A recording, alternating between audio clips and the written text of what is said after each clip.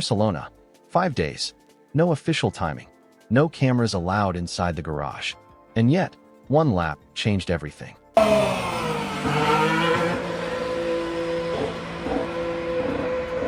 A 1 minute 16.348. The fastest time of the entire week. Set by a man who, just 12 months ago, couldn't find a single podium in an entire season. 19 years. 19 seasons. And 2025 finally broke the streak. So here's the question nobody in the paddock wants to answer out loud. Is Lewis Hamilton actually back? Or is Ferrari just hiding something far bigger than anyone realizes? Because what happened in Barcelona this week wasn't just a test. It was a warning shot. And the teams who were watching, they felt it. To understand what Barcelona meant, you need to understand just how bad 2025 was. Ferrari finished 4th in the Constructors' Championship. 4th. They were 435 points behind McLaren. Lewis Hamilton scored just 152 points all season. He lost the qualifying head-to-head against his teammate 19-5. For the first time in 19 years of Formula One, Hamilton went an entire season without a single podium. The car was that bad. Hamilton himself described feeling like a passenger. The ground effect machines of that era demanded a smooth, rolling driving style, precision, patience, aerodynamic commitment. Everything Lewis Hamilton is not. His legendary style, braking late, rotating the car hard, exploding out of corners, it simply didn't work. The car punished him for it every single lap. But that was just the start. Because in April, Ferrari boss Fred Vasseur made a decision that, at the time, looked almost reckless. He stopped development on the 2025 car entirely. Every single wind tunnel resource was redirected toward 2026.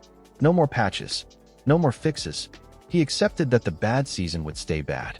It was a gamble that could have destroyed the team's momentum heading into a brand new era. And this is where the story gets interesting. The 2026 regulations tore up the rulebook. 30% less downforce. Cars 30 kilograms lighter. And the power unit? A massive 50-50 split between the internal combustion engine and the electric motor. DRS is gone, replaced by complex active aerodynamics. Every lap is now a high-stakes game of energy management. Save here, spend there.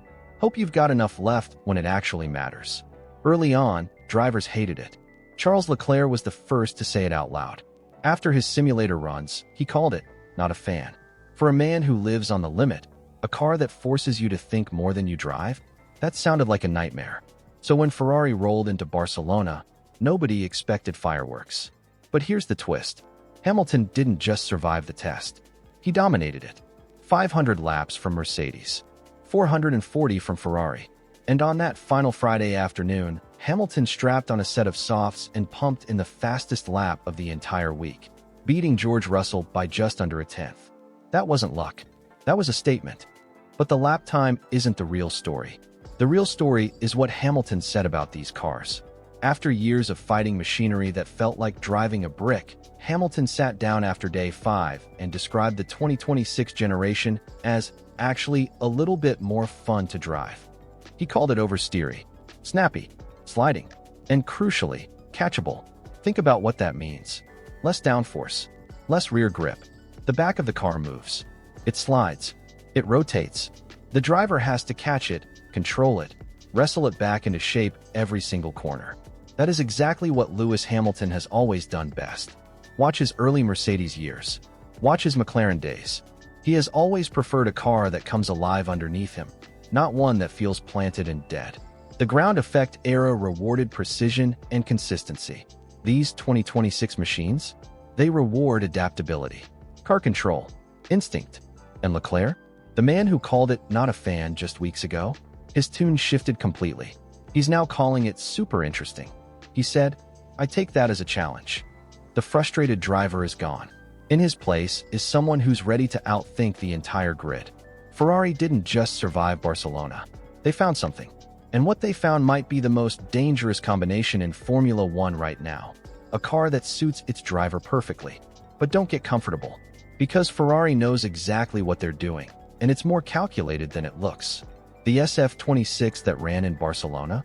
It wasn't the real car. It was a ghost. A spec-A baseline. A simplified version designed to survive the shakedown, not win it. Vasseur prioritized cold, hard data over headline-grabbing lap times. The real SF-26, the one built to fight Max Verstappen and George Russell, won't show its face until Bahrain. And rival teams have already noticed. The word duct is being whispered in every hospitality suite on the paddock. Ferrari's aerodynamic concept has caught the attention of the FIA, the governing body, is reportedly lining up for a closer look at something being described as borderline aggressive. Meanwhile, Mercedes walked away with the mileage crown, 500 laps, 2,328 kilometers. George Russell completed 265 laps alone. Andrew Shovlin called it a test that could not have gone better. They look complete. They look dominant. But Ferrari isn't chasing Mercedes right now. They're chasing answers. And in the 2026 era, answers are the only currency that matters. Red Bull. They completed decent mileage, but Verstappen's best time was over a second behind Hamilton. Now, Red Bull are famous for hiding pace in testing. Nobody reads too much into that. But the silence from the Red Bull garage this week spoke louder than any lap time. So where does this leave us heading into Bahrain? Scenario 1. Ferrari's real car arrives in Bahrain, and it's everything the paddock fears. The duct concept holds up under FIA scrutiny, Hamilton stays happy, and Ferrari doesn't just challenge for the title, they seize it. Scenario 2. The FIA steps in. Ferrari's borderline concept gets flagged. The real SF-26 gets stripped back before it ever races. And Vasseur's gamble, the one that sacrificed an entire season, starts to look like it cost them everything. Scenario 3. Mercedes doesn't panic. They already have 500 laps of data, a car that works, and a driver in Russell who's already proven his pace. They sit back. They wait. Because in Formula One, the teams that react fastest to problems don't always win. The teams that never had the problems in the first place, they win championships. Is the SF-26 that Ferrari showed in Barcelona even close to what's coming in Bahrain? And more importantly, has the FIA already seen enough to start asking uncomfortable questions? One thing's certain, Barcelona was never the real test. Bahrain is where the masks come off, the timing goes official, and every single team on the grid has to show their hand. The 2026 season hasn't started yet. But the politics? That started 5 days ago in Barcelona. So tell me, who's really pulling the strings behind Formula One's biggest drama?